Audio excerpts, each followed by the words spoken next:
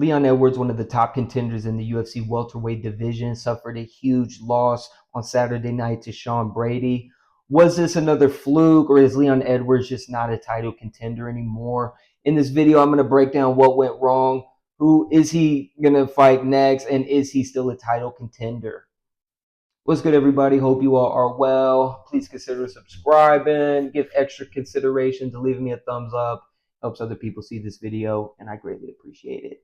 But to dive right into this was just another lackluster performance for Leon Edwards, similar to his last one.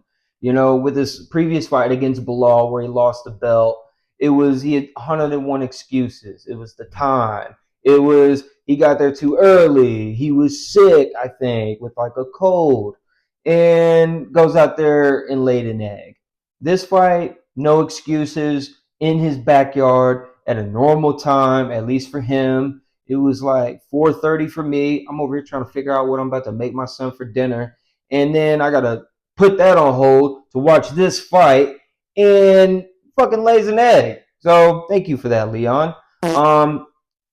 What I think went wrong is he wasn't as skilled as Sean Brady. Now, I know the bulk of you are probably like, well, duh, he lost. But no, Leon is a great fighter, and he's a really good kickboxer. Yeah, he's got a great jab. He knows how to use his feet to set up combinations, and he knows how to do a front kick, a heel kick to set up an overhand. So he's got pretty, I thought he could do it, and he's really good with distance management. And so because of the way Sean fights, he likes to take it to the ground. I thought Leon, being a champ, could counter that. I was wrong, one of the few times, all right? But, man, Sean Brady, that dude has to be one of the most entertaining fighters that is predominantly a, wrestler, grappler. I mean, this dude, a lot of these guys like Islam and, other kind of predominantly ground fighters, they wait for the mistake to happen and then they capitalize. Sean was moving consistently, man. He wasn't totally ragdolling Leon, but Leon couldn't do anything. Like, genuinely couldn't do anything. If this would have been a street fight, Sean could have killed him at any point. Like, let's just call it what it is. And, it's like Leon, he's like the most like lackluster and underwhelming champion that at least comes to mind. So he, let's see, he lost to Bilal. Previous to that, he beat up a washed Colby Covington. He got a majority decision against Kamaru Usman. He had the head kick to knock out Kamaru Usman. And then he fought Nate Diaz previous to that, which he almost lost. He almost lost both times, personally, to Kamaru, except he got lucky with the head kick that sent Kamaru into another universe. And, I mean, Kamaru he just looks slow and just not like the normal Kamaru we're used to seeing in their second fight. And I think previous to that, he beat up Donald Cerrone. He lost to Bilal previous to Nate Diaz, and then beat Rafael Dos Anjos, beat up Gunnar Nelson, and then Donald Cerrone prior to that.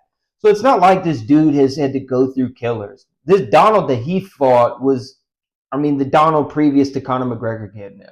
Completely washed. So, it's unfortunate. I feel bad for Leon. Is he still a top contender? I don't think so. I know he was ranked number 1. Sean Brady was ranked number 5. And so you got Shavkat, Kamaru somehow still at 3, and then Jack Della Madonna, you know how to say his last name. Those guys are above him. And so it's looking like Leon is probably going to fall between like 4 and 7. So we got Joaquin Buckley at 6, Ian Gary at 7, and then Gilbert Burns, Colby Covington, Jeff Neal at 10, Stephen Thompson at 11. So it's like there's still some like decent fights. I think anything after Stephen Thompson and including Stephen Thompson should probably be a GFL fight. I'm not even trying to be a dick, But how Leon has performed his last two fights, considering he was a champion, I mean, it's been terrible.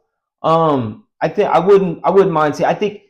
I think his only chance is if he goes in and he fights probably Ian Gary next, and then maybe gets the Jack fight. I don't even think Jack is scheduled to fight anybody. He just had a fight not too long ago.